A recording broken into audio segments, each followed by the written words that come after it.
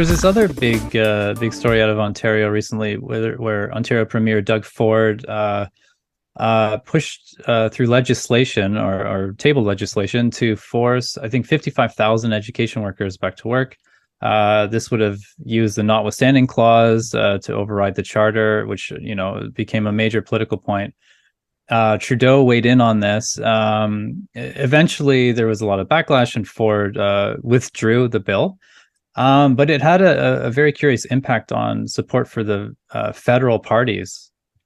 Yeah, it's what's interesting. So think of it this way: Ford literally drops the legislative hammer on the education workers, and then after a couple of days, kind of recoils and lifts it back.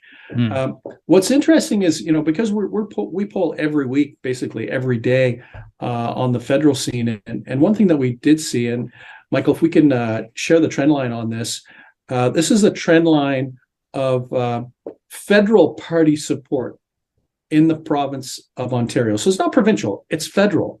But check this out. You can see a massive decline, in like a double-digit decline in federal Conservative Party support in Ontario. Wow. Coincidental with all of this stuff happening with Ford. It had nothing to do with Pierre Poilievre doing anything or being controversial about anything.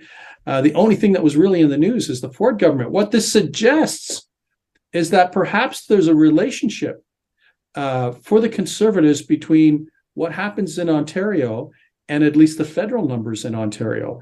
And that would mean that Pierre Poilievre might not be a master of his own destiny. That, if the Ford government does well, that'll bode well for Pierre Poilievre and the competitiveness of the Conservatives. But if the Ford progressive Conservatives in Ontario hit turbulence, there could be some backlash or fatigue that rolls over to the federal level. Correct me if I'm wrong, Nick, but this seemed to have happened when Aaron O'Toole was leader of the Conservatives, and we had an election, last federal election, and I believe Doug Ford sort of was not public. Let's say I don't want to say he went into hiding or something, but he wasn't in front of low key. That's better. Low key. Yeah. Let's say low key. Well, many times premiers tend to be low-key during federal elections anyways, because they don't want to interfere. In the same way, they get upset when federal party leaders, when they're not invited, we should say, intervene in provincial elections. But, I think the key takeaway here is, if you're a federal Conservative, you're thinking, why did our numbers go down that week? We didn't do anything wrong, didn't mess up. There's no controversy, no scandal, no nothing.